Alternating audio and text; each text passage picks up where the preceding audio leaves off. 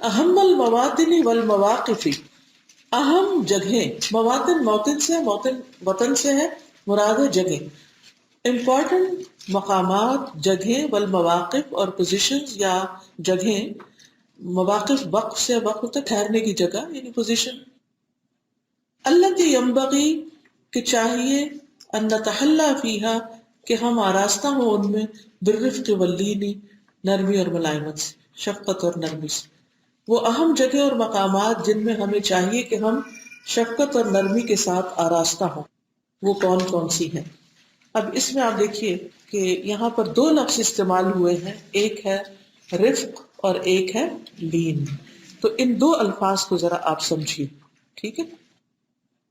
رفق کیا ہے اور لین کیا ہے؟ تھوڑا سا فرق ہے لیکن دلچسپ ہے، تو اس لیے جاننا زیادہ فائدہ مند ہے انشاءاللہ۔ رفق کا لفظ جو ہے را فا قاف سے ہے، جس کا معنی ہے بغیر سختی کے کسی کے ساتھ موافقت اور مقاربت کرنا، یعنی کسی کو بغیر سختی سے اپروچ کرنا، یعنی کسی کے ساتھ بھی جب آپ معاملہ کریں یا کسی کو اپروچ کریں تو سختی کے بغیر، کسی کے قریب ہو تو سختی کے بغیر، یعنی بغیر سختی کے کسی سے موافقت کرنا، یعنی اس کو اپروچ کرنا، وہ مقاربہ اور اس کے قریب ہونا، بلا عنف، بغیر سختی کے، اور یہ قول اور فعل میں نرم پہلو کا ہونا اور آسان کام کو لینا ہے، ٹھیک ہے؟ قول اور فعل میں، بات میں بھی کام میں بھی نرمی اور آسان کام کو لینا، چیزوں کو ایزی لینا، ٹیک اٹ ایزی، آسانی کی طرف مائل ہونا، اور یہ سختی کا متضاد ہے۔ اور رفیق کا لفظ جو ہے یہ دوست کے لیے بھی استعمال ہوتا ہے۔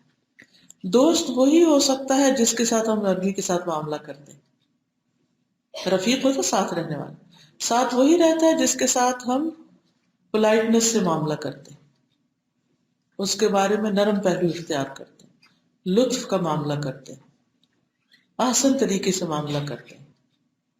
حدیث میں آتا ہے نا رفقاً بالقواریر، کیا معنی ہے اس کا؟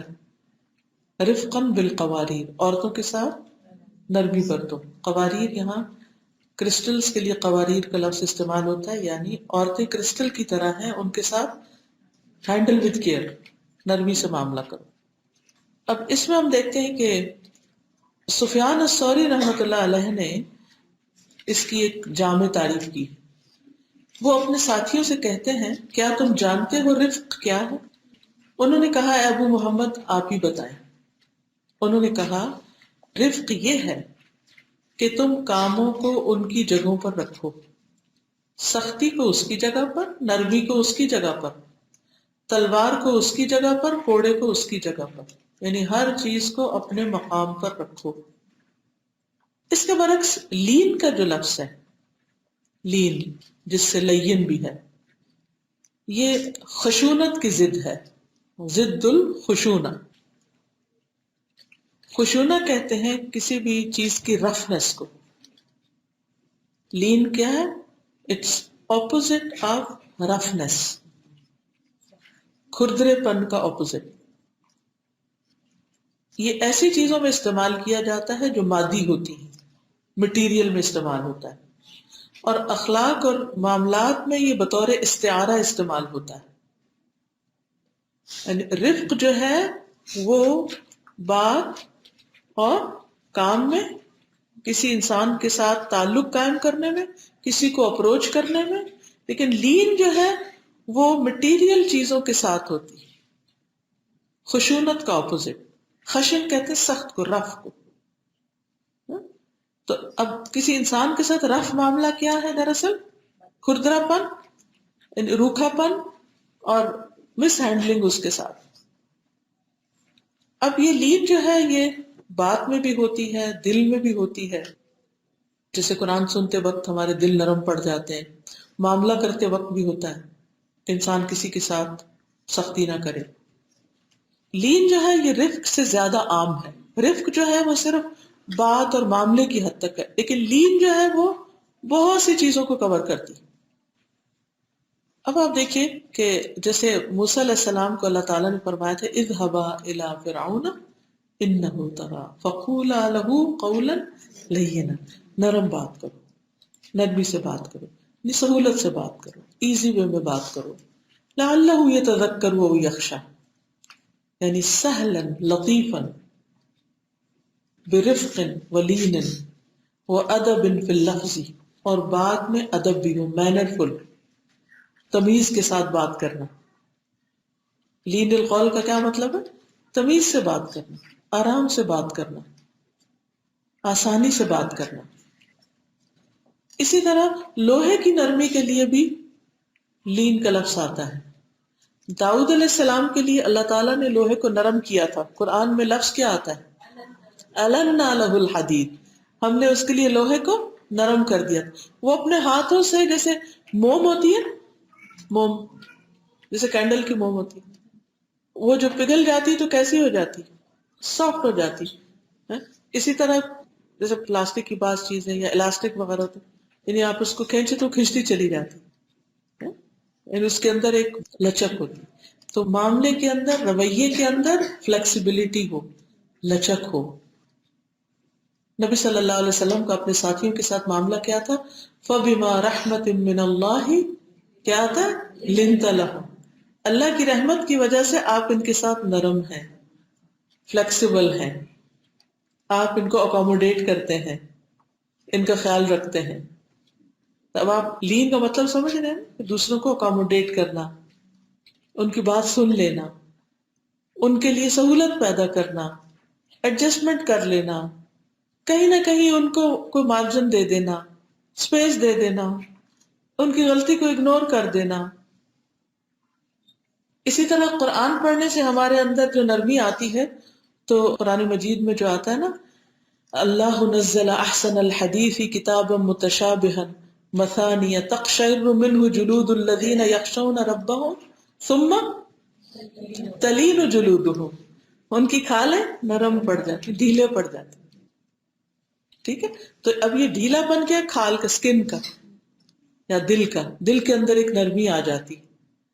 تلین جلودہم وقلوبہم، دونوں چیزوں میں نرمی ہے. الا ذکر اللہ، اللہ کے ذکر کی وجہ سے. تو اللہ کا ذکر انسانوں کے اندر نرمی پیدا کرتا ہے. ذالک ھدی اللہ یہدی بہ من یشاء ومن یضلل اللہ فما لہ من ہاد. حضرت عائشہ کہتی ہے کہ ایک شخص نے اجازت مانگی نبی صلی اللہ علیہ وسلم سے، تو آپ نے فرمایا اس کو اجازت دے دو، لیکن یہ شخص کچھ اچھا شخص نہیں ہے. بئس اخو العشیرتی او ابن العشیرتی. لیکن جب وہ اندر آیا تو حضرت عائشہ کہتی ہے الان لہ الکلام، آپ نے اسے بڑی نرمی سے بات کی. میں نے کہا اللہ کے رسول صلی اللہ علیہ وسلم جب وہ آ رہا تھا تو آپ تو ایسا کہہ رہے تھے کہ ذرا یعنی شخص کچھ ٹھیک نہیں ہے. ثم النت لہ الکلام، پھر آپ نے اتنی نرمی سے باتیں کی، اتنی پیار سے باتیں کی اس سے. وقال یا عائشہ ان شر الناس من ترکہ الناس اتقاء فحشہ. عائشہ، لوگوں میں بدترین انسان وہ ہوتا ہے کہ جس کے فحش، بدگوئی، بد کلامی کی وجہ سے لوگ اس کو چھوڑ دیں، اس سے ملنا جلنا چھوڑ دیں. تو پھر لین القول کیا ہے؟ ایسی بات جس میں فحش نہ ہو، گالی گلوچ نہ ہو، سختی نہ ہو، بد اخلاقی نہ ہو، ill manners نہ ہو، نرمی ہو. اسی طرح ایک اور حدیث میں آتا ہے، آپ صلی اللہ علیہ وسلم نے یمن والوں کے بارے میں فرمایا تھا اتاکم اہل الیمن، بخاری کی حدیث ہے، تمہارے پاس اہل یمن آئے ہیں. ہم الین قلوبا، وہ دلوں کے بہت نرم ہیں، ان کے دل ایسے میلٹ ہوئے ہوئے ہیں. وہ ارق افئدتا، اور ان کے دل بڑے رقیق ہیں، یعنی رقت قلبی ہے ان کے اندر، جسے ہم کہتے ہیں نا الایمان یمان والحکمت یمانیت، ایمان بھی یمنیوں میں ہے اور حکمت بھی. تو اس کا تعلق حکمت سے بھی ہے. جس سے سفیان الثوری نے جب تعریف کی نا رفق کی، تو انہوں نے کیا کہا کہ ہر چیز کو اس کی جگہ پر رکھنا، اور یہ حکمت بھی یہی ہوتی. تو ان دونوں کا آپس میں بھی تعلق ہے. اسی طرح آپ صلی اللہ علیہ وسلم نے ایک موقع پر فرمایا کہ جنت میں کچھ بلند و بالا غرفے ہیں، یعنی بلند مقامات ہیں جن کا باہر اندر سے نظر آتا ہے اور اندر باہر سے نظر آتا ہے، جیسے گلاس ہاؤسز ہوتے ہیں. تو اب یہ کس کے لیے ہیں؟ کالا ابو موسیٰ الاشعری، ابو موسیٰ الاشعری کہتے ہیں لمن ہی یا رسول اللہ، یہ گھر کس کے ہیں اتنے خوبصورت؟ قال لمن الان الکلام، یہ اس کے لیے ہے گھر جو نرمی سے بات کرے، الان الکلام، واطعم الطعام، اور جو کھانا کھلائے، وبات للہ قائما والناس نیام، اور لوگ جب سو رہے ہوں تو رات کو کھڑا ہو کے نماز پڑھے. پھر اسی طرح ابن مسعود سے روایت ہے کہ رسول اللہ صلی اللہ علیہ وسلم نے فرمایا حرم علی النار کل ہین لین، آگ پر حرام ہے ہر آسان اور نرم شخص، سہل ایزی، قریب من الناس، جو لوگوں سے قریب ہوتا ہے، اس سے بات کرنا، اس سے ملاقات کرنا، اس کے مجلس میں بیٹھنا یعنی باعث سکون ہوتا ہے کیونکہ اس میں نرمی ہوتی ہے. اور کچھ لوگ ایسے ہوں گے کہ جن سے لوگ بھاگتے ہیں کہ اگر ان سے کوئی بات ہوئی تو انہوں نے تو وہ سنانا ہے ہمیں، تو اس سے بہتر ان کے پاس ہی نہ جاؤں. یہ دو مختلف طرح کے مزاج ہوتے ہیں. تو جس کے مزاج میں نرمی ہوگی، جس کے کلام میں نرمی ہوگی، لوگ اس کی طرف بھاگتے چلے آئیں گے ہر معاملے میں. اب دیکھیے کہ جب بچوں پہ ہم ناروا سختی شروع کر دیتے ہیں نا تو وہ ہمیں اوائڈ کرنے لگتے ہیں. آپ انہیں کھانے پہ بلاتے ہیں، وہ کھانے کے ساتھ نہیں بیٹھنا چاہتے. کیوں نہیں بیٹھتے ساتھ؟ ان کو پتا ہوگا کہ کھاتے وقت جو ڈانٹ پڑنی ہے ہمیں، اس سے بہتر ہے کہ بہانہ بنا دو کھانا ہی نہیں کھاؤ. سامنا نہیں کرتے، پاس نہیں بیٹھنا چاہتے. پھر ہم کہتے ہیں یہ جنریشن گیپ ہے اور سارا بلیم ان کو دے دیتے ہیں. تو مشکل ہمارے اندر ہوتی ہے کہ ہم نے ان کے ساتھ معاملہ ہی ایسا نہیں کیا کہ جس سے وہ ہمارے قریب آئیں. ایک اور حدیث میں ہے، اور یہ حدیث جو ہے مسند احمد کی ہے، الکلمۃ اللینۃ صدقہ، نرمی سے کی ہوئی بات صدقہ ہے. ایک حدیث میں تو الکلمۃ الطیبہ صدقہ ہے، تو یہاں الکلمۃ اللینۃ صدقہ. پھر فرق کیا ہوا دونوں کا؟ ظاہر تو لفظی فرق ہے. رفق جو ہے وہ انسانوں کے ساتھ معاملہ کرنے میں استعمال ہوتی ہے، انسانوں کو اپروچ کرنے میں. لیکن لین کا لفظ جو ہے وہ عام ہے، انسانوں کے لیے بھی استعمال ہوتا ہے اور باقی چیزوں کی نرمی کے لیے بھی استعمال ہوتا ہے، جیسے لوہے کی نرمی کے لیے یا اور مادی چیزوں کے، دل کی نرمی کے لیے یا زبان کی نرمی کے لیے یا نعمتوں کے لیے بھی استعمال ہوتا ہے. یعنی اس کی زندگی بہت نرم ہے، یعنی نعمتوں سے بھری ہوئی ہے، سختیاں نہیں، رف نہیں ہے اس کی لائف، رف ٹف نہیں ہے، بس سافٹ ہے. تو سافٹنس کے لیے بھی استعمال ہوتا ہے، جینٹلنس کے لیے استعمال ہوتا ہے، پولائٹنس کے لیے. تو یہ دونوں لفظ جو ہے آلٹرنیٹ بھی استعمال ہوتے ہیں. تو الرفق واللین، اس میں زیادہ وسعت لگ رہی ہے، لین میں زیادہ وسعت ہے. نرمی مومن کی صفت ہے. سلسلہ صحیحہ کی حدیث ہے، رسول اللہ صلی اللہ علیہ وسلم نے فرمایا ایمان والے عاجزی کرنے والے اور نرم ہوتے ہیں. یہ ایمان کا حصہ ہے نرمی. اس مانوس اونٹ کی طرح کہ اگر اس کو چلایا جائے تو وہ چلتا ہے، اور اگر اس کو پیچھے سے ہانکا جائے تو بھی چلتا نہیں. آگے سے پکڑ کے اس کی جو زمام ہے وہ آپ لے لیں وہ تب بھی چلے گا، آپ اس کے پیچھے لگ جائیں اور اس کو چلنے کے لیے کہیں وہ پھر بھی چلتا جائے گا، اس کو کوئی مشکل نہیں، نو پرابلم. آگے ہے یہ پیچھے کوئی فرق نہیں پڑتا. اور اس کے برعکس مزاج کیا ہوتا ہے؟ آپ نے تو مجھے کہا تھا یہاں کھڑے ہو، جب آپ کہتے ہیں یہاں کھڑے ہو، پہلے تو آپ یہ کہہ رہے تھے اب آپ یہ ہر چیز کو مسئلہ بنا لینا. فرمایا اور اگر تو اس کو چٹان پہ بٹھا دے تو وہ وہاں بھی بیٹھ جاتا ہے، سخت سے سخت زمین پہ بیٹھ جائے گا، چلنے کو کہو چلے گا، آگے سے پکڑو پیچھے سے ہانکو چلے گا، مسئلہ نہیں ہے اس میں کوئی. یعنی آپ کو اس سے بات کر کے یہ نہیں لگے گا کہ یہ میری سنے گا نہیں، مانے گا نہیں. اور کچھ لوگ ایسے ہوتے ہیں کہ جن کے ساتھ آپ کو پہلے ہی ہوتا ہے کہ کیسے بات کروں کہ یہ شخص سمجھ جائے میری بات. وہ ایک معمہ ہوتے ہیں، نہیں پتا کس بات پر انتہائی خوش ہو جائے، نہیں پتا کس بات پر انتہائی ناراض ہو جائے. کس قدر مشکل ہے زندگی ایسے لوگوں کے ساتھ جو اپنے آپ کو بھی خیر سے محروم کیے ہوئے. ایسے لوگوں کا کوئی دوست نہیں ہوتا، اپنے اندر بھی ٹوٹے ہوئے ہوتے ہیں، نہ محبت دیتے ہیں نہ محبت لیتے ہیں، اپنا ہی نقصان کرتے ہیں. اچھا، عباد الرحمان کی صفت کیا ہے؟ الذین یمشون علی الارض ہونا، ان کی چال میں بھی آہستگی ہوتی ہے، یعنی ان کی جو اوور آل آؤٹ لک ہے، ان کا رکھ رکھاؤ، طور طریقہ، بول چال، دونوں میں ہی نرمی ہے۔ رسول اللہ صلی اللہ علیہ وسلم نے فرمایا، بلا شبہ اہل زمین میں سے اللہ کے لیے کچھ برتن ہیں، اور تمہارے رب کے برتن نیک لوگوں کے دل ہیں، اور اس کی طرف ان میں سب سے زیادہ پسندیدہ وہ ہیں جو ان میں سب سے زیادہ نرم ہیں اور زیادہ رقت والے ہیں۔ احب الیہ، احبھا الیہ، بندوں میں سے سب سے زیادہ اللہ کے پیارے محبوب، الینھا و ارقھا، جو نرم ہے، رقیق ہے، یعنی رقت قلب ہے ان کے اندر۔ پھر اسی طرح ہر معاملے میں نرمی، حتیٰ کہ فرعون جیسے سرکش شخص سے بھی نرمی، اور نرمی جو ہے یہ حکمت کا نچوڑ ہے۔ اللہ تعالیٰ جب کسی گھرانے کے لوگوں سے خیر کا ارادہ کر لیتا ہے تو ان میں نرمی داخل کر دیتا ہے، اور جس کو نرمی نہ ملی وہ نقصان میں پڑ گیا۔ ایک حدیث میں آتا ہے، جس کو نرمی سے حصہ دیا گیا اس کو دنیا اور آخرت کی خیر و بھلائی سے نواز دیا گیا۔ آپ نے یہ فرمایا، تم لوگوں کے ساتھ نرمی کرو، تمہارے ساتھ بھی نرمی کی جائے گی۔ اسمح یسمح لک، اسمح یسمح لک، اگر تم چاہتے لوگ تمہارے ساتھ نرمی کریں تو آپ لوگوں سے کرنا شروع کر دو۔ آپ نے فرمایا، تم رحم کرو تم پہ رحم کیا جائے گا، تم معاف کر دو اللہ تمہیں معاف کر دے گا۔ فرمایا، تین قسم کے لوگ جنتی ہیں، ایک وہ جو ہر قرابت دار اور ہر مسلمان کے لیے نرم دل ہو، ہر ایک کے لیے نرم ہو۔ آپ نے فرمایا، جو آسان ہو، عاجزی کرنے والا ہو، نرم ہو، اللہ نے اسے آگ پر حرام کر دیا۔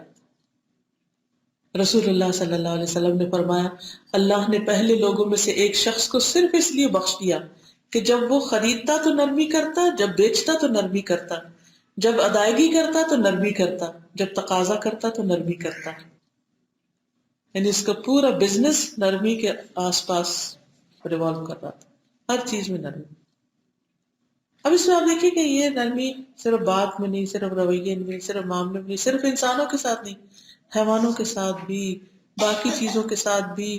آپ جن چیزوں کے ساتھ کام کرتے ہیں، جن برتنوں میں کھاتے ہیں، جس کرسی پر بیٹھتے ہیں، جس چیز کو استعمال کرتے ہیں، ان سب کے ساتھ ایک سلیقہ اور ایک جینٹلنس اور ایک طریقے کے ساتھ ان سے معاملہ کریں۔ یہ نہیں کہ اٹھا اٹھا کے چیزیں پھینکے، پٹک پٹک کے چلیں، دڑ دڑ سے اترے چڑھیں، نہیں، تاکہ آپ بھی سکون میں رہیں اور دوسرے بھی آپ سے امن میں رہیں، کیونکہ مومن تو ہوتا ہی وہ ہے جس کے ہاتھ اور زبان سے دوسرے لوگ محفوظ رہتے ہیں۔ الرفق واللین عند الدعوة الى اللہ جل وعلا، نرمی اور شفقت اللہ کی طرف دعوت دینے کے وقت، لوگوں کو اللہ سبحانہ وتعالیٰ کی طرف بلاتے وقت نرمی اور شفقت سے کام لیا جائے، دعویٰ کا کام کرتے ہوئے۔ سب سے پہلے اس کا ذکر کیا کیونکہ حقوق اللہ سے آغاز ہو رہا ہے۔ ان دعوت الناس ایها الافاضل الى ما ينفعهم وتحذيرهم مما يضرهم في الدنيا والآخرة بالحكمة والموعظة الحسنة هي وظيفة الانبياء وطريق الاصفياء وسبيل الاتقياء، قال تعالى ادع الى سبيل ربك بالحكمة والموعظة الحسنة۔ يقول الشيخ السعدي رحمه الله، أي ليكن دعاؤك للخلق مسلمهم وكافرهم إلى سبيل ربك المستقيم المشتمل على العلم النافع والعمل الصالح بالحكمة، أي كل أحد على حسب حاله وفهمه وقبوله وانقياده۔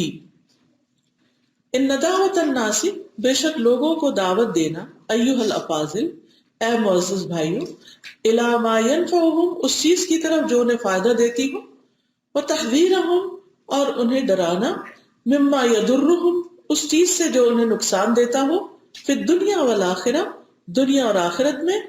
وہ کیسے ہونا چاہیے؟ بالحکمت والموعظۃ الحسنہ، حکمت، وزڈم کے ساتھ اور اچھی نصیحت کے ساتھ۔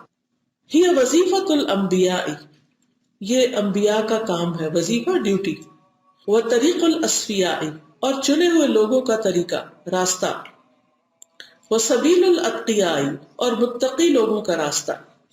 قال تعالی، اللہ تعالیٰ کا فرمان ہے، ادع الی سبیل ربک بالحکمۃ والموعظۃ الحسنہ، اپنے رب کے راستے کی طرف دعوت دو حکمت اور عمدہ نصیحت کے ساتھ۔ یقول الشیخ السعدی، شیخ سعدی کہتے ہیں رحمہ اللہ، ای یعنی لیکن چاہیے کہ ہو، دعاؤں کا تمہارا انوائٹ کرنا، بلانا، للخلق ساری مخلوق کو، مسلمہم و کافرہم ان کے مسلمان اور کافر، یعنی خواہ کوئی مسلمان ہو یا کافر ہو، کوئی بھی ہو، الی سبیل ربک تیرے رب کے راستے کی طرف، المستقیم جو سیدھا ہے، المشتمل علی العلم النافع جو مشتمل ہے علم نافع پر، والعمل الصالح اور عمل صالح پر۔ یہ کیسے ہو؟ بالحکمت حکمت کے ساتھ، اور حکمت کا معنی کیا ہے؟ ای کل احد علی حسب حالہ، یعنی ہر ایک کو اس کی حالت کے مطابق، وفہمہ اور اس کی انڈرسٹینڈنگ کے مطابق، وقبولہ اور قبولیت کی استعداد کے مطابق، وانقیادہ اور اس کی اطاعت کے مطابق، یعنی اس میں قبولیت کی کتنی صلاحیت ہے، کتنی استعداد ہے۔ تو دعوت کیسے دی جائے گی؟ حکمت کے ساتھ۔ حکمت کا کیا مطلب ہے؟ کہ ہر شخص کو پہلے سمجھا جائے اس کا لیول کیا ہے اور اس کی سمجھ کتنی ہے، وہ کتنا قبول کر سکتا ہے اس کو، ایکسیپٹنس کا لیول کیا ہے۔ یہ بہت امپورٹنٹ ہے کہ اس کا ایکسیپٹنس کا لیول کیا ہے اور اس کے سبمیشن کا لیول کیا ہے، کیونکہ بعض اوقات ایک شخص کی سمجھ تو بہت بڑی ہے لیکن اس کا ایکسیپٹنس کا لیول اتنا سا ہے۔ کبھی واسطہ پڑا ایسے لوگوں سے جو انتہائی ذہین، انتہائی سمجھدار ہوتے ہیں دنیا کے معاملات میں، لیکن دین کی بات سمجھ پوری آتی ہے مگر ایکسیپٹنس، ٹالرنس بس اتنی سی۔ اب آپ ان کو بہت بڑی بات بتا دیں کہ بھئی یہ بڑے سمجھدار ہیں، ان کو بڑی بڑی باتیں بتاؤ، تو کیا ہوگا؟ معاملہ الٹ جائے گا۔ ٹھیک ہے، اسی طرح آپ کو پتا ہوتا ہے کہ اس وقت بچے نے بس اتنی بات ماننی ہے کہ وہ نماز میں سے فرض پڑھ لے۔ اب آپ اس کو فرض پڑھنے کی طرف تو لائیں، اسی وقت یہ نہ کہ سنت بھی پڑھنی ہے، نفل بھی پڑھنا ہے، یہ بھی کرنا ہے، وہ بھی کرنا ہے۔ ابھی اس کے اندر ایکسیپٹنس کا اور سبمیشن کا لیول بہت چھوٹا ہے۔ ہم عام طور پر مثلاً ایک بات بتانے میں تو نرمی اختیار کر لیتے ہیں، لیکن سائز کیا ہے اس بات کا یا دوسرے شخص کے اندر کیپیسٹی کتنی ہے۔ مثلاً اگر آپ دیکھیں کہ گلاس کا سائز یہ ہے تو آپ کتنا پانی ڈالیں گے اس میں؟ جتنا یہ لے سکتا ہے۔ اگر آپ زیادہ ڈالیں گے تو کیا ہوگا؟ باہر گر جائے گا، وہ لے گا نہیں۔ ٹھیک ہے نا؟ تو لوگوں کے لیے آسانی پیدا کرنا یہی تو ہے۔ یاد رکھیے حکمت اور نرمی ان دونوں کا گہرا تعلق ہے۔ نرمی سے حکمت آتی اور حکمت سے نرمی آتی، لازم و ملزوم ہے۔ ومن الحکمت الدعوت بالعلم لا بالجہل، اور حکمت کا تقاضا یہ بھی ہے کہ دعوت علم پر مبنی ہو، جہالت پر مبنی نہیں۔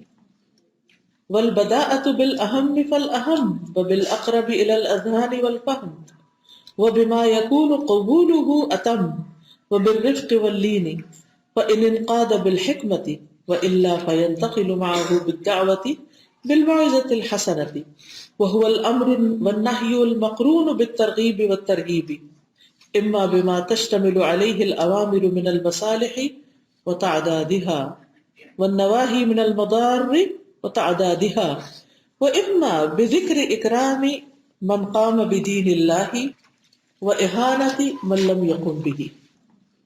ومن الحکمت، اور حکمت کا تقاضا یہ بھی ہے، الدعوت بالعلم لا بالجہل، کہ دعوت علم کے ساتھ ہو، جہالت کے ساتھ نہیں۔ والبداءۃ بالأہم، اور اہم چیز سے شروع کیا جائے، ابتدا کی جائے۔ بداء کا کیا معنی؟ آغاز۔ فالاہم پھر اور اہم، یعنی سب سے اہم چیز سے ابتدا کی جائے۔ وبالاقرب الی الاذہان، اور جو ذہنوں کے عقل کے قریب ہو، یعنی سمجھنے میں آسان ہو، بالفہم اور انڈرسٹینڈنگ کے۔ وبما یکون قبولہ اتم، اور جس کی قبولیت مکمل ہو، یعنی وہ پورا کا پورا اس کو لے لے۔ وبالرفق واللین، اور نرمی اور شفقت کے ساتھ۔ فإن انقاد بالحکمت، پھر اگر وہ مان جائے حکمت کے ساتھ، تو ٹھیک ہے، وہ اللہ ورنہ فینتقل معہ تو وہ منتقل ہو جائے گا اس کے ساتھ، آگے بڑھ جائے گا اس کے ساتھ، بالدعوتی دعوت دینے میں، بالموعظۃ الحسنتی اچھی نصیحت کے ساتھ. ٹھیک ہے، یعنی امپورٹنٹ چیزوں سے انسان آغاز کرے اور لیول کے مطابق دے. اگر مان جائے تو ٹھیک ہے، اگر نہیں مانے تو بس پھر اچھی سی کوئی نصیحت کر دے. وَهُوَ الْأَمْرُ وَالنَّهْيُ اور وہ کیا ہے اچھی سی نصیحت، حکم دینا، والنہی اور روکنا، یعنی امر بالمعروف اور نہی عن المنکر، المقرون بالترغیب والترہیب جو رغبت دلانے اور خوف دلانے سے منسلک ہو. یعنی موعظہ حسنہ کیا ہوتی ہے، اچھی نصیحت کیا ہوتی ہے کہ جس میں آپ موٹیویٹ بھی کریں، انعام کے وعدہ بھی کریں اور تھوڑا ڈرائیں بھی. اس کو بچوں کے ساتھ معاملہ کرنے پہ اگر آپ لے لیں تو آپ دیکھیں گے کہ اس کا بہت فائدہ ہوگا. آپ بچوں کو دین کی کوئی ایک بات بتاتے ہیں، ایک اہم پرنسپل یا اصول بتاتے ہیں، مثلا نمازی کے بارے میں بتاتے ہیں کہ موسٹ امپورٹنٹ چیز قیامت کے دن سب سے پہلے سوال ہوگا، اور ایک بات کر کے پھر آپ اس کو صرف یہ نہیں کہ حکم سنا کے چھوڑ دیں، وہ اس کو لے لیتا ہے، نہ ہاں کرتا ہے نہ کرتا ہے.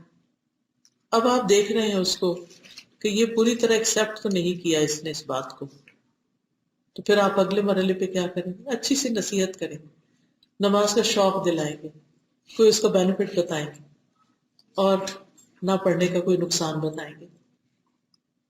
اما بما تشتمل علیہ الاوامر من المصالح وتعدادها خواہ وہ مشتمل ہو اس پر ایسے عوامر جس میں مصلحتیں پنہاں ہوں، یعنی ان مصلحتوں کا ذکر کرے جس کی وجہ سے کوئی خاص حکم دیا گیا، یعنی نماز کیوں فرض کی گئی، ہم نماز کیوں پڑھیں، وتعدادها اور ان کی تعداد کا ذکر کرے، یعنی پوائنٹس بتائے، نمبر 1 نمبر 2 نمبر 3.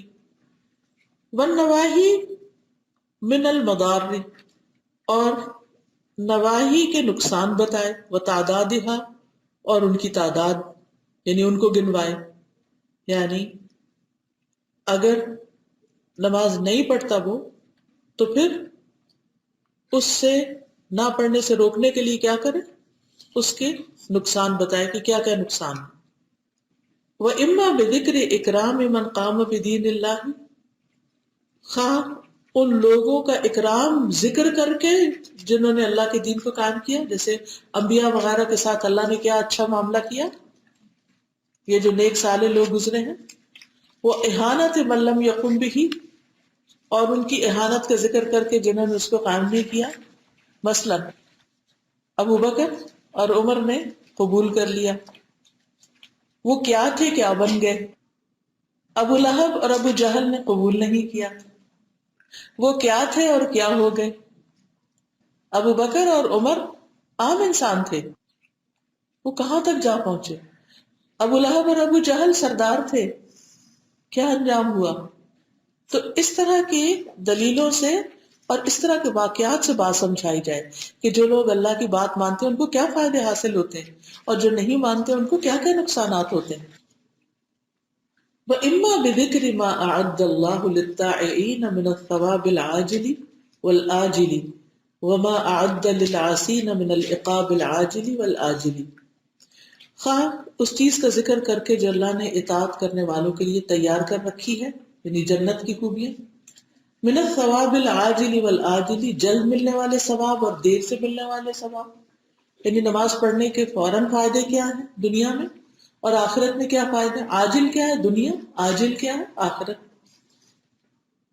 وَإِمَّا وَمَا أَعَدَّ لِلْعَاصِينَ مِنَ الْعِقَابِ الْعَاجِلِ وَالْآجِلِ اور جو اس نے تیار کر رکھا ہے گناہ گاروں کے لیے عذاب میں سے جو جلد ملنے والا ہے اور دیر سے ملنے والا ہے. یعنی اگر کوئی شخص اللہ کی اطاعت نہیں کرتا، نماز نہیں پڑھتا، تو اس کو دنیا میں کیا کیا نقصان ہوتے ہیں اور آخرت میں کیا نقصان ہوں گے. یہ طریقہ ہے لوگوں کو دین کی طرف لانے کا. اب اس میں انہوں نے 2-3 پوائنٹس بتائے، یعنی نیک کام کے لیے موٹیویشن بھی دی جائے، ٹھیک ہے نا، تو اس کے فائدے گنوائے جائیں اور پھر اس کا ثواب بتایا جائے، اور اسی طرح جس کام سے روکنا ہو اس کے اپوزٹ برعکس کیا جائے. ان من اہم ما یجب علی حامل لواء الدعوۃ الی اللہ تعالی أن يخلص في عمله للباري سبحانه، وأن يحذر أشد الحذر من الرياء والعجب وكل ما يفسد العمل، وأن يتزود دائما بالعلم الشرعي النافع الذي هو عدته في نشر الخير. وعليه أيها الكرام أن يتحلى عند دعوته الناس بالرفق ولين الجانب، وأن يبتعد عن التنفير والشدة ما لم تدع الحاجة إلى ذلك، لأن هذا هو سبيل من أراد أن يأمر بالمعروف وينهى عن المنکر. ان من اہم میں بہت اہم چیزوں میں سے ما یجب جو واجب ہے علی حامل لواء الدعوت الی اللہ اس شخص پر جو اللہ کی طرف بلانے کا جھنڈا اٹھائے ہو. لواء کہتے ہیں جھنڈے کو، حامل اٹھانے والا.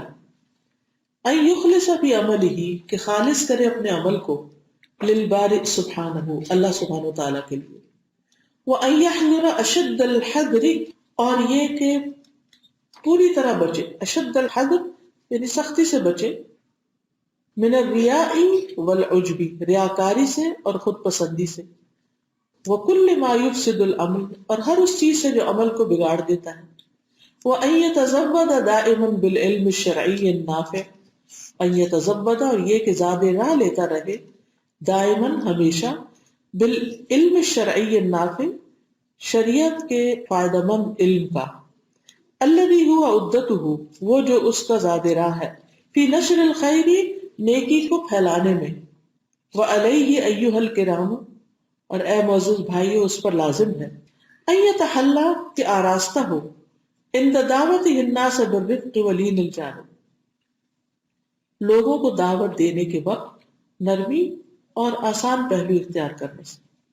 وان یبتعد اور یہ کہ دور ہو، عن التنفیر نفرت دلانے سے، لوگوں کو نفرت نہ دلائے، وشدت اور سختی نہ کرے، ما لم تدع الحاجۃ الی ذلک جب تک اس کی ضرورت نہ ہو یا جب تک اس کی طرف حاجت نہ بلائے. لأن هذا هو سبیل من اراد ان یأمر بالمعروف وینہی عن المنکر کیونکہ یہی وہ راستہ ہے اس کا جو ارادہ کرے کہ نیکی کا حکم دے اور برائی سے روکے. تو اس میں یہ کہتے ہیں کہ اللہ کی طرف بلاتے وقت کچھ چیزوں کا خیال رکھنا چاہیے. نمبر 1 اپنے عمل کو اللہ کے لیے خالص کریں، ریاکاری اور خود پسندی سے بہت زیادہ بچے، یعنی سیلف پروجیکشن مقصود نہ ہو اللہ کی طرف دعوت دینے میں. لوگوں کو اپنا گرویدہ نہ بنائے، اللہ سے جوڑے. نمبر 2 پھر ہر اس چیز سے بچے جو عمل خراب کر دیتی، اور وہ کیا ہے؟ ریاکاری اور خود پسندی. اور نمبر 3 اپنے آپ کو علم سے آراستہ کرتا رہے، گرو کرے علم میں، اپنے علم میں اضافہ کرتا رہے، علم شریعت میں جو خیر پھیلانے میں اس کا ہتھیار ہے، زاد راہ ہے. کیونکہ آپ کے پاس علم نہیں ہوگا تو آپ کی گروتھ رک جائے گی. اور پھر آخری بات کیا ہے؟ شفقت اور نرمی سے اپنے آپ کو آراستہ کریں، نفرت اور سختی سے باز رہیں. یہی وہ راستہ ہے ان لوگوں کا جو امر بالمعروف اور نہی عن المنکر کرتے ہیں.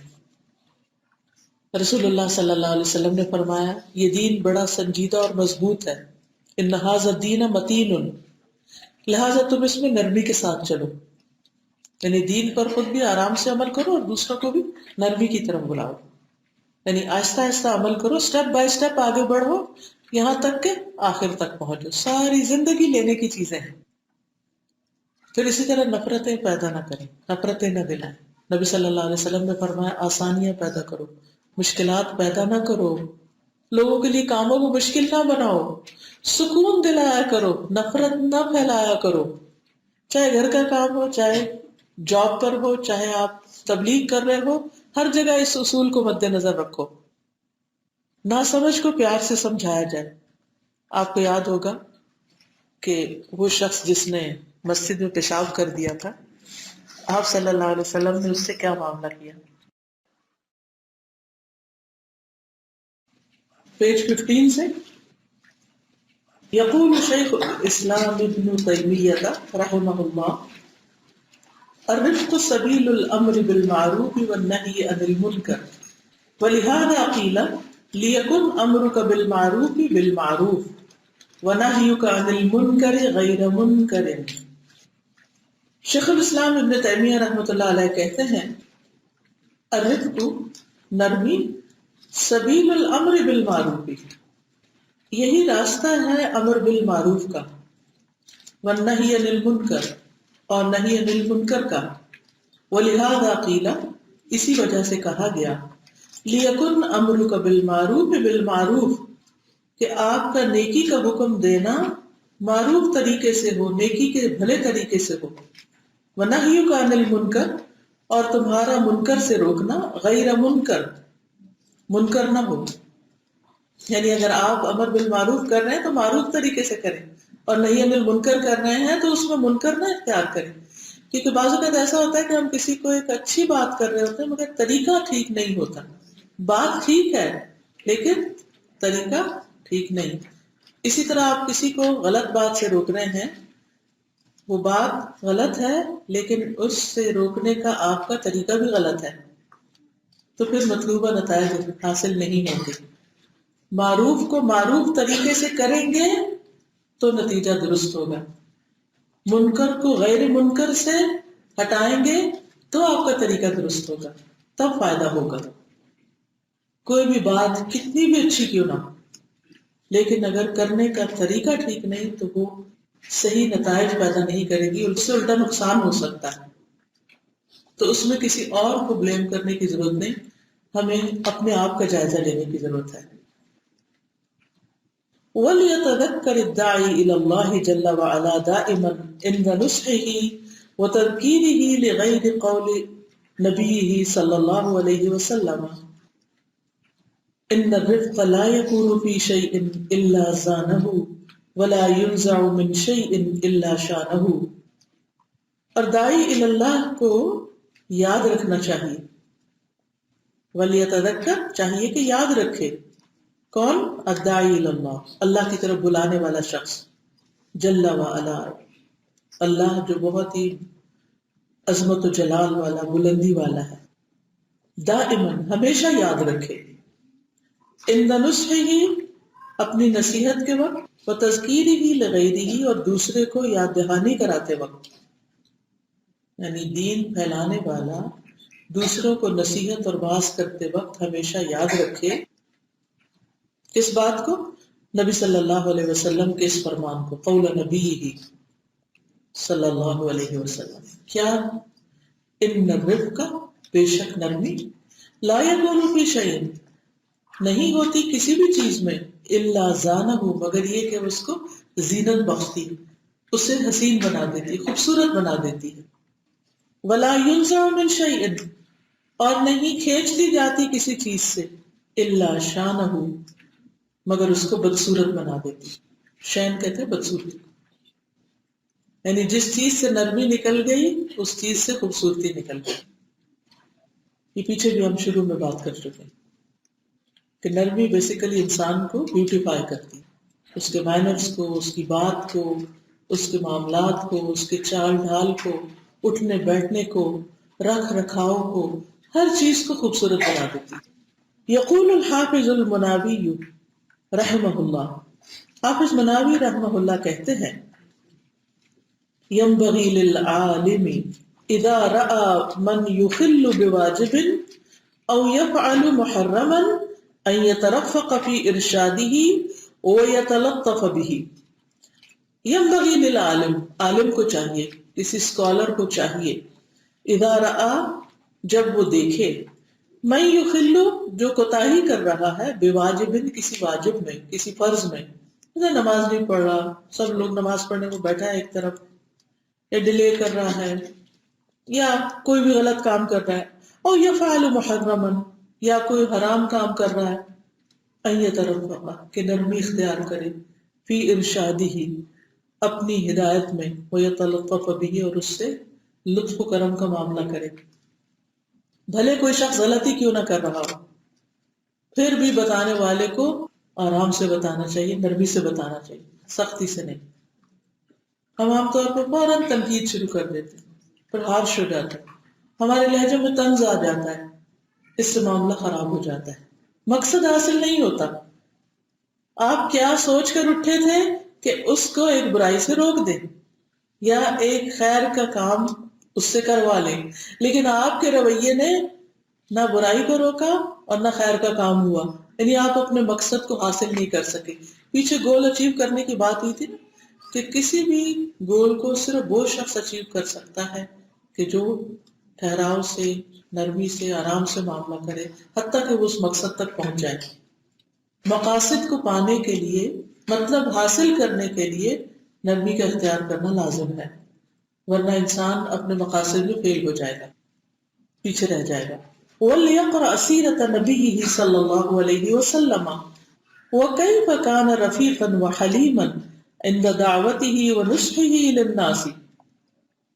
فعن معاوية بن الحكم السلمي رضي الله عنه قال بين أنا أصلي مع رسول الله صلى الله عليه وسلم إذ عطس رجل من القوم فقلت يرحمك الله فرماني القوم بأبصارهم فقلت واثق لأمياه ما شأنكم تنظرون إلي فجعلوا يضربون بأيديهم على أفخاذهم فلما رأيتهم يصمتونني لكني سكت فلما صلى رسول الله صلى الله عليه وسلم فبأبي وهو وأمي ما رأيت معلما قبله ولا بعده أحسن تعليما منه فوالله ما كهرني ولا ضربني ولا شتمني قال إن هذه الصلاة لا يصلح فيها شيء من كلام الناس انما هو التسبیح والتکبیر وقراءۃ القرآن۔ وَلْيَقْرَأْ چاہیے کہ پڑھے، کون پڑھے؟ داعی الی اللہ، سیرت نبی صلی اللہ علیہ وسلم، نبی صلی اللہ علیہ وسلم کی سیرت کو، اس کا مطالعہ کرے۔ وَكَيْفَ كَانَ رَفِيقًا آپ کیسے نرم تھے، وَحَلِيمًا کتنے بردبار تھے، عِنْدَ دعوتہ اپنی دعوت کے وقت، وَنُصْحِهِ لِلنَّاسِ اور لوگوں کی خیر خواہی کرتے وقت، نصح کہتے ہیں خیر خواہی کو، نصیحت۔ فَعَنْ مُعَاوِيَةَ بْنِ الْحَكَمِ السُّلَمِيِّ معاویہ بن حکم سلمی رضی اللہ عنہ کہتے ہیں، قال بین اس دوران، انا اصلی کہ میں نماز پڑھ رہا تھا، مع رسول اللہ رسول اللہ صلی اللہ علیہ وسلم کے ساتھ، یعنی آپ کے پیچھے، اذ عطس رجل کہ چھینک ماری ایک شخص نے، من القوم قوم میں سے، یعنی لوگوں میں سے جو نمازی تھے ان میں سے کسی کو چھینک آ گئی، فقلت تو میں نے کہہ دیا، یرحمک اللہ اللہ تم پہ رحم کرے، فرمانی القوم بابصارہم تو لوگوں نے اپنی آنکھوں کے تیر برسا دیے مجھ پر، گھورنے لگے مجھے، فقلت تو میں نے کہا پریشان ہو کر، واثق لأمیاہ ہے نہیں یہ کیا بات ہوئی، میری ماں مجھے گم پائی یا روئے، ما شانکم یہ تمہیں کیا ہے، تنظرون الیہ تم سب مجھے دیکھنے لگ گئے، مجھے کیوں گھور رہے ہو، فجعلوا یضربون بأیدیہم علی افخاذہم تو وہ اپنے ہاتھ اپنی رانوں پہ مارنے لگے، یعنی اب اس کو ہاتھ مار کے چپ کرانے لگے، جسے نماز میں ہی اپنے اوپر ایسے زور زور سے بجانے لگے اپنی ٹانگ کے اگلے حصے پر، ران پر، تاکہ چپ ہو جائے اور چپ کرانے لگے۔ فلما رأیتہم یصمتوننی پھر میں نے دیکھا کہ وہ تو مجھے چپ کرا رہے ہیں، یعنی مجھے چپ کرنے کا حکم دے رہے، تو پھر کیا ہوا، لیکنی سکت لیکن میں چپ ہو گیا، تو میں آگے نہیں بولا، بحث نہیں ہو رہی۔ فلما صلی رسول اللہ صلی اللہ علیہ وسلم پھر جب رسول اللہ صلی اللہ علیہ وسلم نے نماز پڑھ لی، فبأبی ہوا وأمی بس میرے باپ اور میری ماں قربان ہوں ان پر، میرے ماں باپ آپ پر قربان۔ ما رأیت معلما قبلہ میں نے نہیں دیکھا کوئی استاد آپ سے پہلے، کوئی معلم آپ سے پہلے، ولا بعدہ اور نہ آپ کے بعد، احسن تعلیما منہ جو آپ سے زیادہ خوبصورت انداز میں تعلیم دینے والا ہو۔ فواللہ پس اللہ کی قسم، ما قہرنی آپ نے مجھے ڈانٹا ہی نہیں، ولا ضربنی نہ مجھے مارا، ولا شتمنی نہ مجھے برا بھلا کہا، کچھ نہیں کہا مجھے، کیا کہا، قال ان هذه الصلاۃ کہ بے شک یہ نماز، لا یصلح فیہا شیء اس میں درست نہیں کوئی چیز، من کلام الناس لوگوں کی باتوں میں سے، اس میں لوگوں سے بات نہیں کرتے، انما هو التسبیح، یہ تو تسبیح ہے، والتکبیر اور تکبیر ہے، وقراءۃ القرآن اور قرآن کی قراءت، بس کام کی بات کی، جو ہو گیا سو ہو گیا، اس پہ کوئی تبصرہ نہیں، کوئی ڈانٹ ڈپٹ نہیں، کچھ نہیں، بس اصول بتا دیا، مسئلہ بتا دیا کہ نماز میں لوگوں سے باتیں نہیں کرتے، اللہ کی تسبیح اور تکبیر کرتے ہیں، قرآن پڑھتے ہیں، بات ختم۔ ہم سب اس کے مطابق اپنے انداز کو دیکھیں کہ جب ہم اپنے بچوں کو کسی غلطی پر آگاہ کرتے ہیں یا ان کو تعلیم دیتے ہیں، اس اصل بات سے پہلے کتنی لمبی گفتگو ہوتی ہے اور بعد میں کتنی ہوتی ہے۔ نتیجہ کیا ہوتا ہے کہ جب تک ہم اصل نقطے پر پہنچتے ہیں وہ اپنے کان بند کر چکے ہوتے ہیں، وہ آگے سنتے ہی نہیں اس کو۔ پھر پیچھے ہم نے پڑھا تھا نا خطبے میں، قولوا قولا سدیدا یصلح لکم اعمالکم، اعمال کی اصلاح کا طریقہ کیا ہے کہ ٹو دا پوائنٹ بات کرو، جو ضرورت کی بات ہے وہ کرو، جو اصل مقصد ہے وہ بیان کرو، اصل وجہ بتا دو۔ اب جو ہونا تھا وہ ہو گیا، اب اس کو کیوں لے کے بیٹھ جائے انسان؟ ہم ساری ہسٹری کھول بیٹھتے ہیں، میں نے تو پہلے بھی کہا تھا، فلاں دن بھی کہا تھا، میں اتنا سمجھایا تھا، میں نے یہ بھی بتایا تھا، میں نے یہ بھی بتایا تھا، تم نے سمجھا ہی نہیں، اور اب دیکھو یہ کیا ہو گیا ہے۔ آپ بتائیں کہ اس وقت کیا کرنا چاہیے، کیا نہیں کرنا چاہیے۔ میں نے یہ مثال شاید پہلے ہی بتائی ہو کہ ماشاء اللہ ہم کافی بہن بھائی تھے، تو مجھ سے چھوٹے بہن بھائی بھی تھے، اور 7 بھائی تھے میرے چھوٹے سب ہیں، تو لڑکے ہوں کسی گھر میں 7 تو آپ خود سوچ سکتے ہیں وہاں کیا حالات ہوتے، تو وہ ہر وقت کچھ نہ کچھ، دو میں ادھر کچھ ادھر، کچھ نہ کچھ چل رہا ہوتا تھا۔ میرے والد بیٹھ کے اخبار پڑھ رہے ہوتے تھے یا کھانا کھا رہے ہوتے تھے، کچھ نہ کہیں سے کچھ لڑائی جھگڑا ہو کے تو مقدمہ پیش ہو جاتا۔ وہ سنتے سنتے وہ ایک رو رہا ہے، دوسرا رو رہا ہے، وہ اپنی بات بتا رہے ساری سن کے کہتے ہیں اچھا ایسے نہیں کرتے۔ اچھا وہ ایک کہتا ہے مجھے اس نے مارا ہے، تو اسے کہتے ہیں وہ فلاں نہیں مارا کرتے، بس بات ختم، اس سے زیادہ کچھ کہنا ہی نہیں۔ تو میں ہمیشہ دیکھتی کہ وہ اتنی بڑی بات ہوگی اور یہ کہتے ہیں بس یہ نہیں کرتے، بات ختم۔ کیونکہ جتنی لمبی ہم بات کرتے ہیں نا اتنا ہی اثر کھویا جاتا ہے، اور بعض اوقات ادھر ادھر کی باتوں میں ہم دوسرے کو یہ نہیں سمجھا پاتے کہ ہم اصل میں اس سے چاہتے کیا ہیں۔ وہ جب ہماری ایکسپیکٹیشن اس کو پتہ ہی نہیں چلتی تو وہ غریب اس پر عمل ہی نہیں کر سکتا، وہ جھگڑا کہیں ختم ہی نہیں ہوتا۔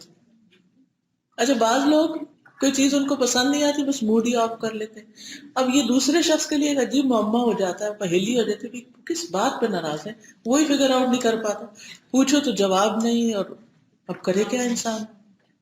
سائلنٹ ٹریٹمنٹ دیتے ہیں جی، سائلنٹ ٹریٹمنٹ، لیکن ٹریٹمنٹ بھی تو وہ ہو نا جو دوسرے پر اثر کرے۔ تو یہ بہت ہی زبردست حکمت کی بات ہے کہ جب کوئی شخص غلطی کرے تو اس کو غلطی کا تانا نہ دو کہ تم ایسے اور ایسے ہو، اس کو یہ بتا کہ اس کی بجائے اگر آپ ایسا کر لیں تو یہ زیادہ اچھا ہے۔ یقول ابن الجوزی رحمہ اللہ وهذا يؤلم المؤدبين كيف يؤدبون فإن اللطف بالجاهل قبل التعليم أنفع له من التعنف ثم لا وجه للتعنف لمن لا يعلم انما يعنف من خالف مع العلم۔ اللہ اکبر۔ ابن الجوزی رحمہ اللہ کہتے ہیں وہذا يعلم، اور یہ مثال سکھاتی ہے، المؤدبین، ادب سکھانے والوں کو، کیف یؤدبون، کہ وہ کس طرح ادب سکھائیں، کیسے تربیت کریں لوگوں کی۔ فإن اللطف، کیونکہ نرمی سے پیش آنا، شفقت سے معاملہ کرنا، بالجاہل، جاہل شخص کے ساتھ، قبل التعلیم، تعلیم دینے سے پہلے، انفع لہ، زیادہ فائدہ مند ہے اس کے لیے، من التعنف، سختی کرنے سے۔ یعنی ایک شخص جس کو مسئلے کا پتہ ہی نہیں تو آپ اس میں برس پڑیں بلا وجہ، وہ لا علم ہے، آپ پہلے بتائے تو صحیح وہ کرے کیا، اور پھر اس کے بعد آپ اس کو کچھ کہنا تو کہیں، لیکن پہلے ہی اس کے ساتھ سختی برتنا جو ہے، معاملہ واضح کرنے، یعنی آپ کو پتہ چل رہا ہے ایک شخص بول رہا ہے نماز میں، اس کا مطلب ہے اس کو پتہ نہیں ہے، اگر اسے پتہ ہوتا تو وہ کیوں بولتا، اور وہ تو اپنی طرف سے اچھا ہی کر رہا ہے کہ کسی کو رحم کی دعا دے دی، یرحمک اللہ کہہ دیا۔ بعض اوقات ایسا ہوتا ہے نا، جیسے بچے خاص طور پر کوئی غلطی کرتے ہیں، ان کو نہیں پتا ہوتا یہ چیز غلط ہے، یہ مجھے نہیں کرنا۔ مثلا آپ دیکھیں، مجھے یاد پڑتا ہے کہ بڑی بیٹی نا، میں فریج میں دودھ وغیرہ رکھا ہوا تھا، اس نے فریج کھولی اور دودھ والا برتن اٹھا کے نیچے گرا دی، کھینچ کے نیچے کر دیا۔ تو شدید غصہ آیا، یہ کیا؟ جب میں نے سوچا کہ اس کو یہ نہیں پتا کہ ایسا کرنے سے دودھ گر جاتا ہے، یا ابھی نئی نئی چلنی شروع ہوئی ہے، ہم بچوں کو ساتھ ہی دھپ لگاتے ہیں، گرا دیا، عقل نہیں نہ میں، سمجھ نہیں، بھئی اس کو نہیں سمجھ، اس کو ابھی نہیں عقل، وہ تو کئی دفعہ غلطی کرے گا بچہ تب اس کو پتا چلے گا اس طرح کرنے سے کیا ہوتا ہے۔ کتنی باتیں نا جو ہم بچوں کو سمجھا سمجھا کے سمجھاتے ہیں، لیکن جب تک ان کو چوٹ لگتی نہیں تو ان کو سمجھ نہیں آتی، اور بیچاروں کو لگ بھی جاتی تو بھول جلدی جاتے ہیں، پھر وہی کام جا کرتے ہیں۔ تو ایسے میں ماؤں کو سمجھنے کی اور حوصلہ کرنے کی ضرورت ہے، روٹ کاز جانے غلطی اس سے ہوئی کیوں، ہماری بھی تو غلطی ہو سکتی ہے اس میں، اور پھر اگر ہوگی تو معاملہ ختم کر دیں، اسے لمبا نہ کریں اور پھر بار بار اس کے تانے نہ دیں، یہاں سے خرابی شروع ہوتی۔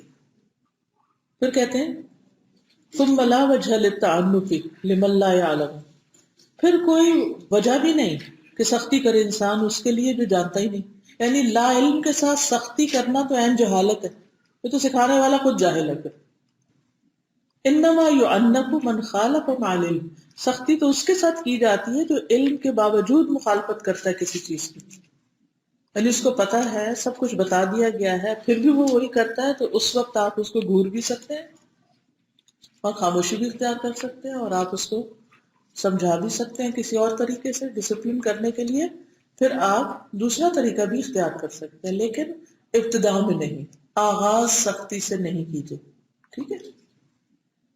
اچھا، اس میں وہ چیزیں بھی آتی ہیں نا جیسے ہم بلا وجہ لوگوں کو تبصرے کرتے رہتے ہیں، لوگوں کو یہ نہیں پتا، لوگ یہ کرتے ہیں، لوگ وہ کرتے ہیں، بھائی ہو سکتا ہے انہیں پتہ ہی نہ ہو یہ کرنا یا نہیں کرنا۔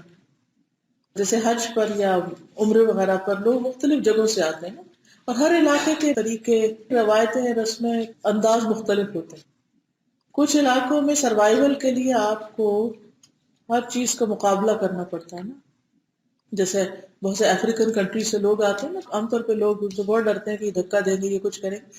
مسئلہ یہ ہے کہ وہاں ان کو اپنے سروائیول کے لیے اسی طرح رہنا پڑتا ہے، ان کو اپنے آپ کو پروٹیکٹ کرنے کے لیے یا اپنا حق لینے کے لیے، اور بعض اوقات وہ جنگلوں میں بالکل دوسرے جانوروں کے ساتھ رہ رہے ہوتے ہیں، وہ شاید شیر کو بھی مسخر کر لیں جو ہم نہیں کر سکتے، ان کے اندر کچھ اور کوالٹیز ہیں، ہمارے اندر کچھ اور ہیں، تو دوسرے کو انڈرسٹینڈ کرنے کی بھی بہت ضرورت ہوتی ہے کہ یہ کہاں سے آ رہا ہے، یہ ایسا کیوں کر رہا ہے۔ جب آپ یہ سمجھ جاتے ہیں تو پھر آسانی ہو جاتی ہے۔ اب مثال کے طور پر جب آپ نئے نئے یہاں آتے ہیں اور انگریزی سیکھنے جاتے ہیں اور آپ کا پروننسیشن دیسی ہوتا ہے تو ٹیچر کیسے معاملہ کرتی؟ کوئی ہے تجربہ کسی کا؟ کتنی دفعہ آپ کو کہلواتی ایک بات؟ میں میرا ایکسپیرینس والنٹیئر کا بات کر رہا ہوں، مجھے جب ٹریننگ دی تھی تقریباً 6 ویکس کی ٹریننگ دی تھی، دو والنٹیئرز ہوتے ہیں، جب ٹریننگ ہوتی ہے وہ مختلف ہوتی ہے، اور جب ریالٹی ہوتی ہے اسپیشلی ER میں it's a very different scenario, because وہاں پہ ایمرجنسیز آ رہی ہیں، لائف اینڈ ڈیتھ سچویشنز۔ اس وقت ہمیں یہ سکھایا جاتا ہے، one of the training techniques they taught us was, and the question مجھے پوچھا گیا تھا after the training کہ when you have somebody who comes بہت harsh ہوتا ہے کیونکہ there will be pain اور difficulties اور ساری باتیں فیملی بھی چل رہی ہوتی ہے اس وقت، restless ہوتے ہیں، how will you handle that situation? And one of the things that was told to me was how can you be soft at that time and how you can be gentle at that time. وہی میں سوچ رہی تھی آپ کی reference اور وہ چیزیں آپ کے اندر دیکھیں، it comes a patient down, it comes a people down. اور پھر اسی طرح سے ایک اور اس کی بات ہے سلسلے میں بتاتی ہوں، میں مجھ سے غلطی ہوئی تھی، مجھے یہ کرنا چاہیے تھا کہ بلڈ سیمپلس جو بنتے ہیں نا ER میں، اس کو ایک ٹیوب ہوتی ہے تو اس میں ڈال کے مجھے بٹن پریس کرنا تاکہ وہ لیب تک چلے جائے ایمرجنسی کے۔ اب مجھے نہیں پتا تھا کہ کچھ سیمپلز ہوتے ہیں کہ مجھے اس طرح اوپر نہیں بھیجنا ہوتا، دے کے بنا نیگیٹو بھیج، اور تو میں جو بھی آ جاتے میں بس اس کو ڈال کے اوپر بھیج دی تھی۔ اب جو میری انچارج تھی وہ دیکھ رہی تھی شاید، and she made a note, اور مجھے اتنی اچھی لگی یہ بات کہ ڈاکٹرز ہوتے ہیں، نرسز ہوتے ہیں، پیشنٹس ہوتے ہیں، اس نے کچھ نہیں کہا مجھے، شی ڈڈنٹ سے اینی تھنگ۔ دوسرے دن مجھے فون آیا ER سے اور میری کوآرڈینیٹر سے، کہتی ہے کہ سما I need to see you, تو میں اس کے آفس گئی ہوں، she gave me an appointment, تو مجھے کہتی ہے I would like to train you for something, I need to oriented, I need to understand کہ آپ کی سمجھ اس بات میں کتنی ہے۔ تو پھر میں نے اسے جب کہا I need to train you. How about this? We send you back for training for about 2 days. You learn this and you come back and then you do this. तब तक तुम उस चीज को ब्लड सैंपल्स को हाथ नहीं लगाना. तो मुझे इतनी अच्छी लगी ये बात कि एक तो मेरे अंदर कॉन्फिडेंस बिल्ड हो गई, and the second thing is the way they handle. हम कहते हैं कि हम इस मुल्क में रहते हैं, but we have to learn from them कि इन लोगों में चीजें हैं भी कुदरती तौर पे. ये नहीं कहते कि हमारे अंदर भी हम बोलते हैं सुन्नत रसूल है, but we have somehow lost these things. And जब आप इन चीजों में प्रैक्टिकल जाते हैं देन यू रियलाइज कि वाकई this is a very important. और फिर हम जो है रोल मॉडल्स बनते हैं अपने माशरे के अंदर, अपनी कम्युनिटी, अपने फ्रेंड्स, अपने फैमिली के अंदर. बच्चे देखते हैं माँ बाप को, जैसे आप कह रहे थे सुबह का वक्त जैसे बच्चों को जल्दी जल्दी करे होते हैं. मैं भी ऐसी करती थी जब बच्चे छोटे थे, बट मुझे होता था कि तवक्कुल की बात आ जाती है कि मुझे जब वहाँ पहुँचना है, वक्त तो मुकर्रर है, मैं पहुँच जाऊँगा.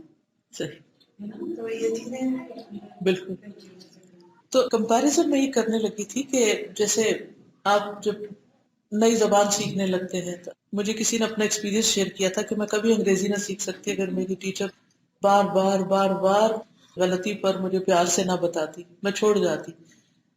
लेकिन यही जब हम कुरान पढ़ने के लिए जाते हैं, तजवीद के मखारिज सीखते हैं, तो हमारे टीचर्स या हम जिनके टीचर बनते हैं कितना हौसला रखते हैं कि अगर 10 दफा एक स्टूडेंट गलती कर रहा है तो हम 10 दफा बताएंगे उसको, या ये कहेंगे कि तुम तो निकम्मे हो, सीख ही नहीं सकते, तुम छोड़ दो इसको, ये तुम्हारे बस की बात नहीं. यानी अल्लाह की किताब सिखाने के लिए तो उससे कहीं ज्यादा लोगों से मोहब्बत होनी चाहिए और उनकी गलतियों पर उससे ज्यादा पेशेंस होना चाहिए जितना हम दुनिया की कोई भी जबान या कोई भी चीज सिखाने के लिए कर सकते हैं. यानी अगर किसी शख्स को अपने मुल्क से प्यार, अपनी जबान से प्यार है और वो सिखाने के लिए हर दर्जा सब्र कर रहा है और दूसरे की गलती को माफ किए चले जा रहा है, यानी वो कहती है कि मैं इतनी दफा एक लफ्ज को रिपीट करती थी, वो छुट्टी के बाद भी मेरे साथ बैठी रहती थी, कहती थी जब तक तुम्हें तसल्ली नहीं होगी मैं नहीं उठूंगी. आज हम में से किस उस्ताद के अंदर इतना पेशेंस? हमें कुरान से बड़ी मोहब्बत है. हम जब पढ़ाने लगते तो क्या हम किसी अपने शागिर्द को ये कहते तुम जितनी बार भी पूछोगी मैं उतनी बार जवाब दूंगी तुम्हें, जब तक समझ में ना आ जाए. इमाम शाफी के बारे में आता है कि उनका अपने स्टूडेंट के साथ एक मामले में इख्तिलाफ हुआ, तो उन्होंने समझाने की कोशिश की, उसको समझ नहीं आई, उनको फिर समझ नहीं आई, हत्ता कि मजलिस बर्खास्त हो गई. इमाम शाफी उनके घर पहुंच गए, उन्होंने कहा चले आप बैठ के फिर बात करते हैं, जब तक तुम्हें समझ नहीं आएगी मैं तुम्हें समझाऊंगा. ये होते हैं उस्ताद. और उस गलती की बिना पर कोई गुस्सा नहीं, कोई किसी भी किस्म की इल फीलिंग नहीं, क्योंकि इंसान है ना. अगर किसी के ज़हन में कोई चीज अटक गई है तो कोई बात नहीं, उसको वक्त दो, उसको स्पेस दो ताकि वो समझ जाए. क्या नहीं करना? जल्दबाजी, जल्दी नहीं करना, दूसरों को टाइम देना. ओके नहीं कर सकते इतना कर लो, अच्छा अभी नहीं आया, अच्छा कल आ जाएगा, फिर आ जाएगा, किस बात की जल्दी. बाज लोग तर्जुमा याद करना शुरू करते हैं ना तो उनको शुरू में नहीं याद होता. बी पेशेंट, आहिस्ता आहिस्ता आ जाएगा अपने वक्त पर. सिखाते जाएं, तरीके बताते जाएं, ऑल्टरनेट स्ट्रेटजीज देते जाएं. ऐसा नहीं ऐसा कर लें, ऐसा नहीं ऐसा कर लें, इस एंगल से देखें, इस एंगल से समझें, लेकिन सब्र का मामला करें. वयक़ूल इमाम नववी रहमहुल्लाह, इमाम नववी रहमतुल्लाह अलैह कहते हैं फीही बयान मा कान अलैहि रसूलुल्लाह सल्लल्लाहु अलैहि वसल्लम मिन अज़ीमिल खुलुक़ अल्लज़ी शहिदल्लाहु तआला लहु बिही व रिफ़्क़ुहु बिल जाहिली व रअफ़तुहु बि उम्मतिही व शफ़क़तुहु अलैहिम व फ़ीही तख़ल्लुक़ु बि खुलुक़िही सल्लल्लाहु अलैहि वसल्लम फिर रिफ़्क़ बिल जाहिली व हुस्न तालीमिही व लुत्फ़ बिही व तक़रीब अस्सवाब इला फ़हमिही. वयक़ूल इमाम नववी, इमाम नबी रहमतुल्लाह अलैह कहते हैं फीही, इस वाक़े में, बयान है, मा कान अलैहि, उस चीज का जिस पर थे रसूलुल्लाह सल्लल्लाहु अलैहि वसल्लम, यानी आपके तरीके का जिक्र मिलता है इससे. मिन अज़ीमिल खुलुक़ी, अजीम अखलाक में से, अल्लज़ी शहिदल्लाहु तआला लहु बिही, जिसका अल्लाह सुब्हानहु व तआला ने आपके हक में गवाही दी है.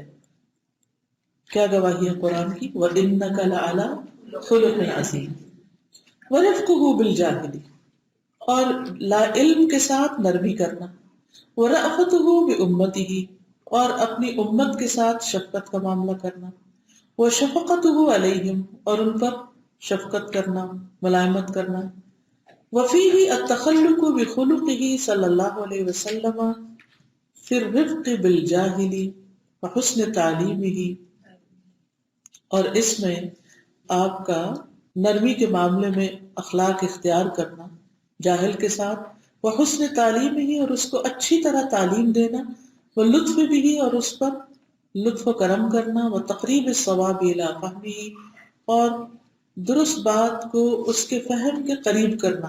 یعنی یہ سب سبق ہمیں ملتے ہیں کہ آپ نے لا علم کو نرمی سے تعلیم دی، خوبصورت تعلیم دی، اس پر لطف کا معاملہ کیا، اور اس کو صحیح بات سمجھا کے بیان کی، یعنی ایسے بیان کی کہ جس کو سمجھ آ جائے.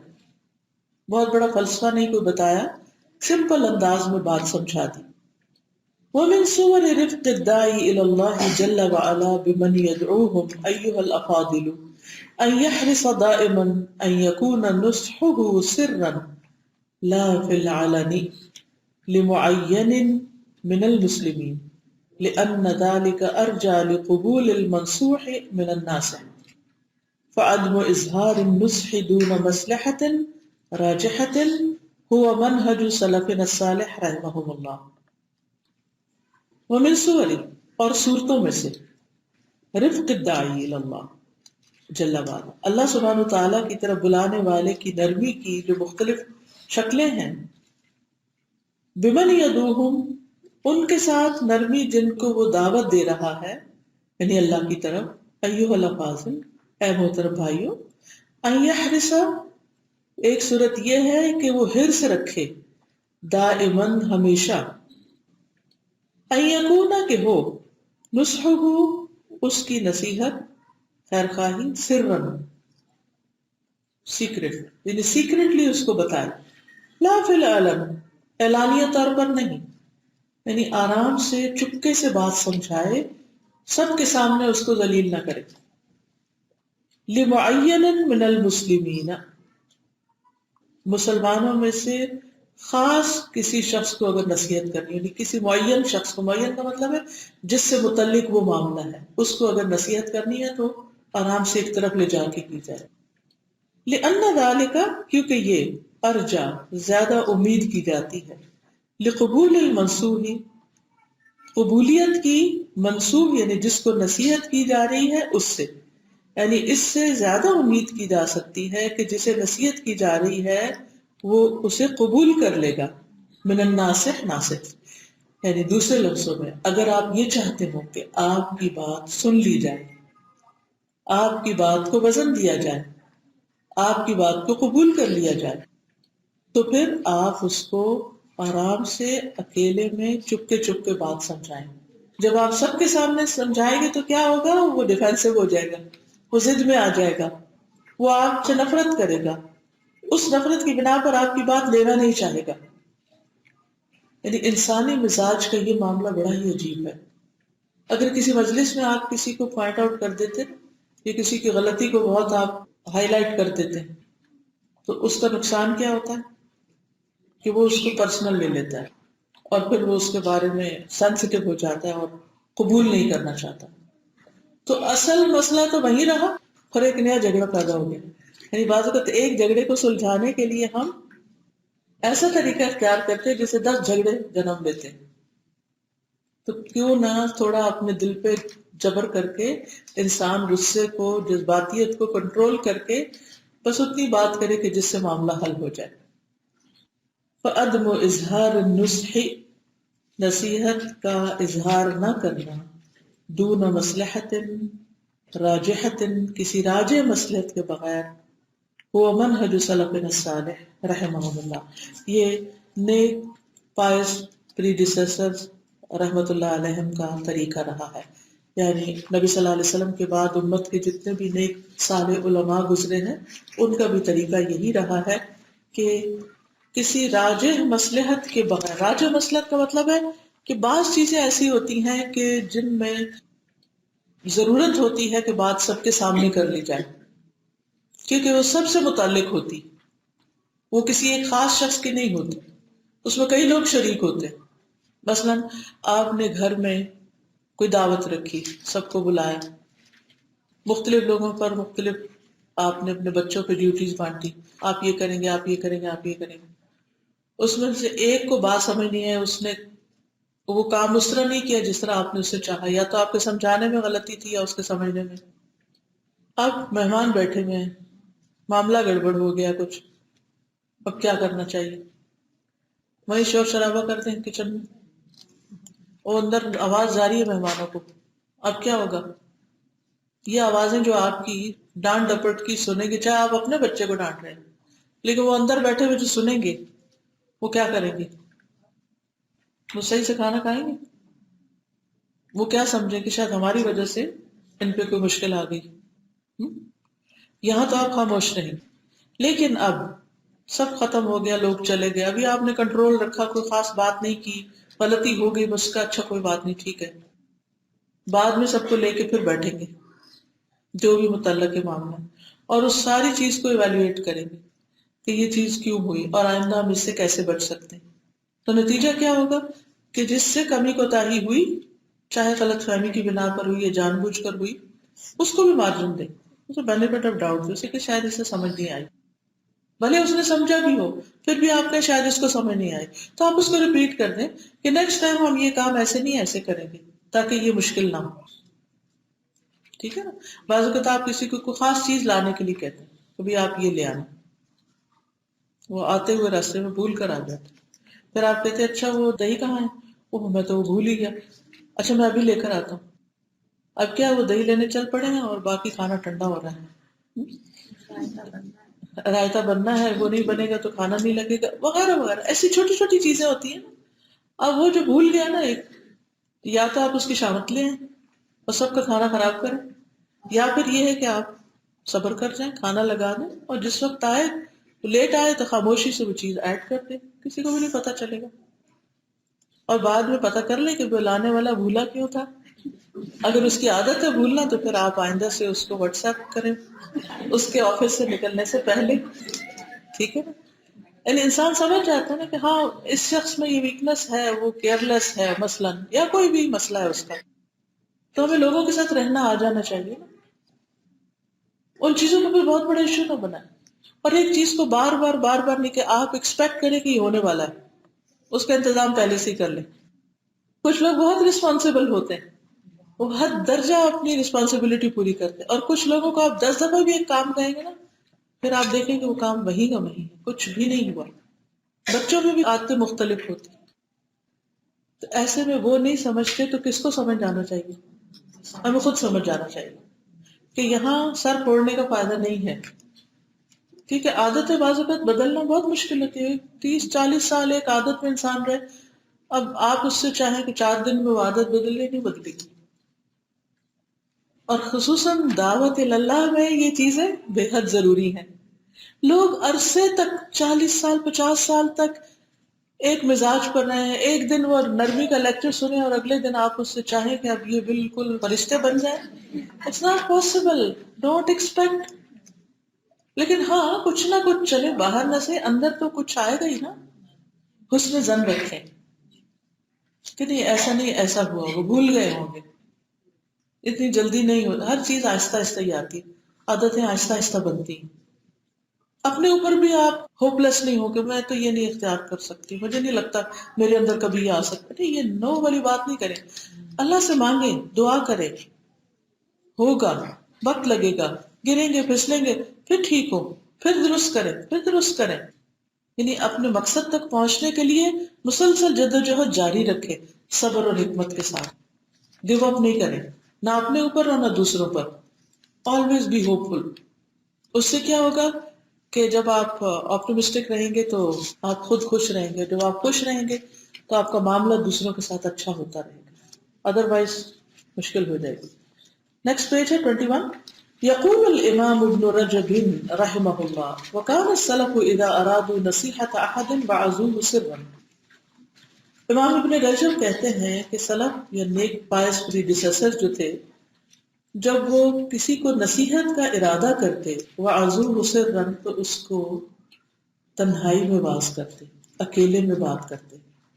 فاللہ اللہ اللہ اللہ یا من رفعت شعار الدعوة الى اللہ جل وعلا بالاخلاص في عملك للہ وحدہ سبحانہ وبالحکمة والرفق بالآخرین خاصة في زماننا هذا الذي كثرت فيه الفتن وازدادت على المسلمين المحن وتكالب فيه الأعداء ولا أمة سيد الأنبياء وانتشر فيه الجهل والبدع والمنكرات وقل فيه العلم والسعي إلى الخيرات. واللہ اللہ تو اللہ اللہ اللہ سے ڈرو، یہ کہنے کا ایک انداز ہے. یا من رفعت اے وہ شخص جس نے بلند کیا، شعار الدعوت الی اللہ جل وعلا اللہ عز و جل کی طرف بلانے کا جھنڈا یا شعار، بالاخلاص فی عملک للہ وحدہ سبحانہ اللہ اکیلے سبحانہ و تعالی کے لیے اپنے عمل میں اخلاص پیدا کر کے، وبالحکمت اور حکمت کے ساتھ، والرفق اور رفق بالآخرین دوسروں کے ساتھ، خاصۃ فی زماننا خاص طور پر ہمارے زمانے میں، هذا الذي كثرت فيه الفتن یہ زمانہ جس میں بہت فتنے ہو چکے ہیں، وازدادت علی المسلمین المحن اور مسلمانوں پر امتحان بہت زیادہ ہو چکے ہیں، وازدادت زیادہ ہو گئے بڑھ گئے، محن امتحان سے، وتکالب فیہ الاعداء اور حملہ آور ہو گئے ہیں اس میں دشمن، علی امت سید الانبیاء نبیوں کے سردار کی امت پر، وانتشر فیہ الجہل اور اس امت میں بھی جہل پھیل چکا ہے، والبدع والمنکرات بدعات اور منکرات برائیاں بہت بہت عام ہو گئی، وقل فیہ العلم کم ہو گیا ہے اس میں علم، والسعی الی الخیرات اور نیکیوں کی طرف دوڑ کی کوشش. تو پھر کیا کرو؟ دعوت کے کام میں اور نرمی اختیار کرو. خلاصہ یہ ہے کہ تم ایسے زمانے میں جس میں بہت فتنے ہیں، مصیبتیں بڑھ چکی ہیں، ہر طرف سے مسلمانوں پر حملے ہیں، وہ پس رہے ہیں اور ان کے اندر جہالت عام ہو چکی ہے اور بدعات عام ہو چکی ہیں، خرافات عام ہو چکی ہیں، برائیاں ہر طرف پھیلی ہوئی ہیں، علم کم ہو گیا ہے، نیکیوں کی طرف شوق اور رغبت کم ہو گئی ہے، نیکیوں کی طرف جانے کے لیے دوڑ کم ہو گئی ہے، سست پڑ گئے ہیں.